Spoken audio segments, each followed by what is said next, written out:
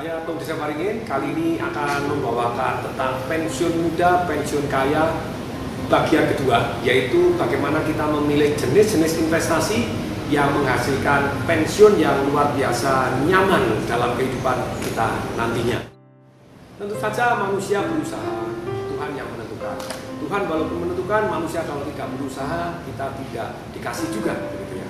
Jadi saya senang sekali ketika alangkah baiknya sejauh mata kita memandang, telinga mendengar, hati merasakan, pikiran menganalisa, kita terus meningkatkan diri untuk mencari jenis-jenis investasi yang bisa membuat kita pensiun muda, berarti pensiun lebih cepat, dengan sukarela dan masih terus produktif dan mencapai gaya hidup yang kita inginkan. Bukan hanya gaya hidup kita sekarang, tapi gaya hidup kita nantinya.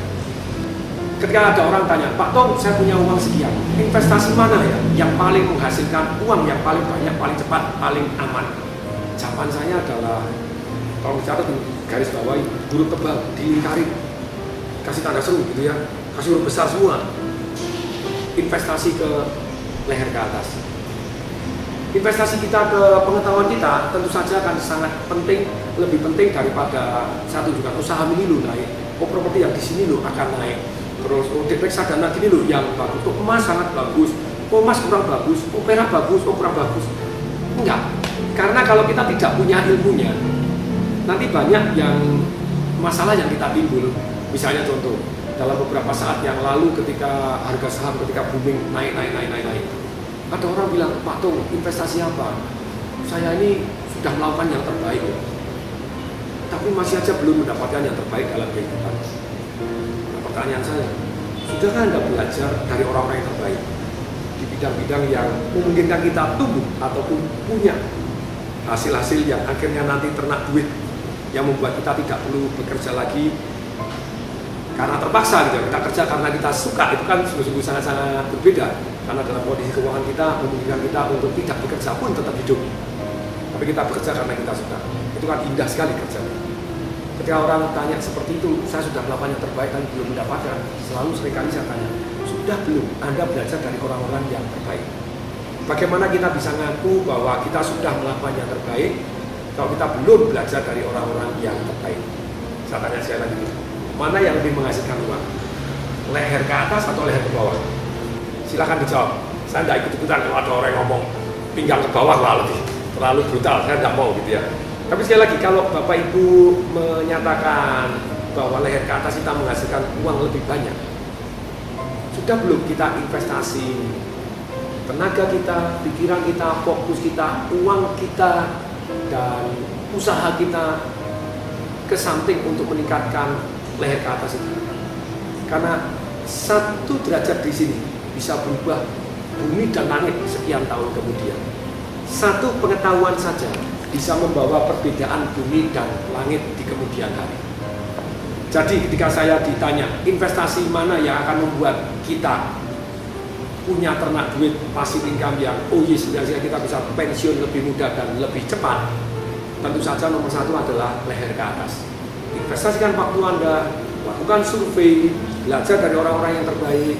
Contoh misalnya di saham, saya dikasih buku ya Trader Not Gambler dari salah satu murid saya, Ellen May. Ya, Pak Tom, tolong kasih testimoni. Ya ketika saya baca, saya tahu bahwa banyak orang bilang bahwa saham itu bahaya. Sebetulnya yang bahaya bukan sahamnya, saham normal-normal saja kok. Yang bahaya itu adalah kegoblokan kita, kerakusan kita, ketakutan kita. Jadi tamak, rakus, takut, terus kita goblok, tidak punya ilmunya, itu yang membuat kita seringkali celaka di dalam dunia saham. Terus kemudian orang menggeneralisasi, saham bahaya. Enggak, saham juga membuat banyak orang yang biasa-biasa akhirnya jadi kaya, lompat kalau kita belajar ilmunya. Demikian juga ketika kita belajar tentang properti. Ada orang ikut-ikutan beli properti, ternyata propertinya tidak naik-naik lama atau bahkan turun. Ya karena kita tidak punya ilmunya, hanya ikut-ikutan saja. Properti sih masih lumayan ya, ikut-ikutan masih ada unsur pemaafnya. Lama itu dimaafkan juga akhirnya naik juga. Tapi ada juga yang tidak naik-naik.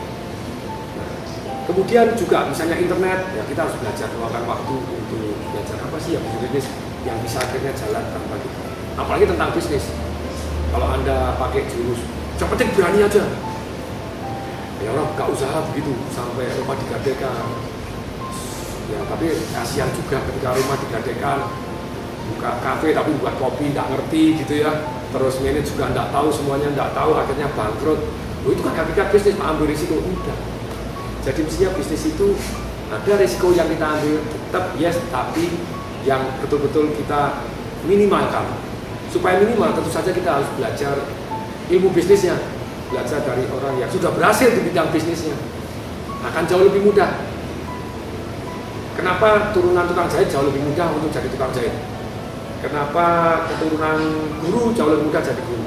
Kenapa keturunan dokter jauh lebih mudah jadi dokter? Ya karena mereka sudah punya ilmunya, orang tuanya bisa ngajarkan something. Pedagang, kenapa kok dari keluarga pedagang itu orang lebih mudah jadi pedagang? Ya karena sudah belajar ilmunya, logikanya, prinsip-prinsip hidupnya, sehingga mereka jadi lebih mudah. Kalau lahir, Pak, saya lahir dari pegawai negeri, Pak, saya mau punya ternak duit dari bisnis yang jalan tanpa saya. Bisa beli franchise juga bisa, franchise yang jalan tanpa kita. Tapi bisa juga kita menciptakan sendiri yang kita jual franchise begitu ya. Jadi sedemikian sehingga kalau kita mau meluangkan waktunya, tentu saja akan jauh lebih mudah dan lebih cepat. Saya beri contoh, kemarin saya ketemu murid saya di S Hardware gitu ya. Terima kasih Pak Tung, terima kasih Pak Tung.